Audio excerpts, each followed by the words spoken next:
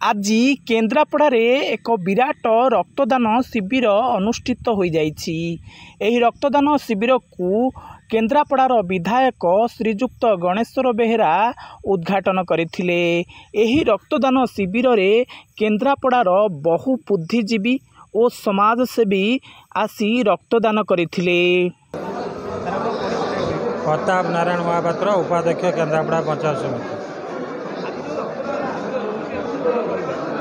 आज कारगिल विजय दिवस अवसर में केन्द्रापड़ा निर्वाचन मंडली तो मान्यवर विधायक गणेश्वर बेहेरा पूर्वतन मंत्री ताको नेतृत्व में आज केन्द्रापड़ा टाउन हॉल स्थित रक्तदान शिविर लोक जनसाधारण जो रक्तर सम्मुखीन जो ता उद्देश्य विजु जनता दल तरफ महा आयोजन करा जायछि। आमे आशा करछु ये शिविर सफल हम और जो बंधु शुभेच्छु रक्तदान कर ताको आमे शुभेच्छा जनाऊँ।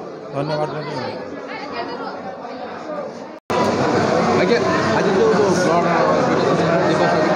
आज हूँ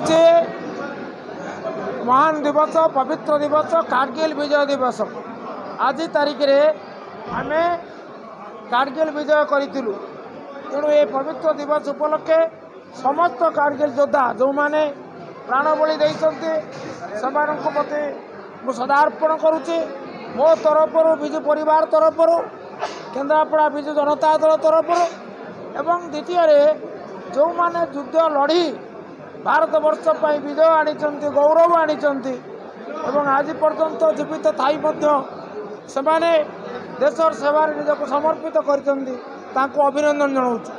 ये उपलक्षे आम गोटे महा रक्तदान शिविर आयोजन करुचु। आप देखुंत आप कैमेरा मध्य देखुची एवं ता सहित आम केन्द्रापड़ा जो कारगिल योद्धा अच्छा से आम गहन उपस्थित अच्छा संबर्धना करने कार्यक्रम रखीचु।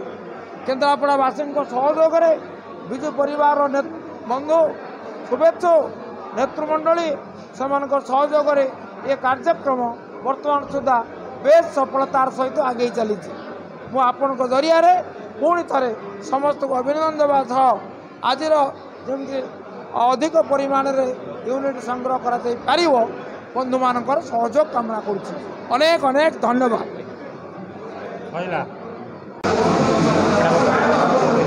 लिलिता दास प्रेसिडेंट जिला परिषद केन्द्रापड़ा। आज हूँ आमर कारगिल विजय दिवस। आमर जो मैंने देशपाई शहीद होते से स्मृति उद्देश्य रे आज आमर विजु जनता दल तरफ मान्यवर विधायक श्रीजुक्त गणेश्वर बेहेरा नेतृत्व में एठी महा रक्तदान शिविर अनुष्ठित होउची आमर केन्द्रापड़ा टाउन हॉल। जहाँ आमर दलर समस्त कर्मी माने एठी उपस्थित अछंती जो माने रक्तदान करुचंती से समस्त को मो तरफ मु धन्यवाद जनाऊँगी। बहुत अभिनंदन जनाऊँ जे आज महत् कम एक पुण्य कम समस्त सहयोग रोचे। तेणु मो तरफ समस्त को आउ थे धन्यवाद जनाऊँ।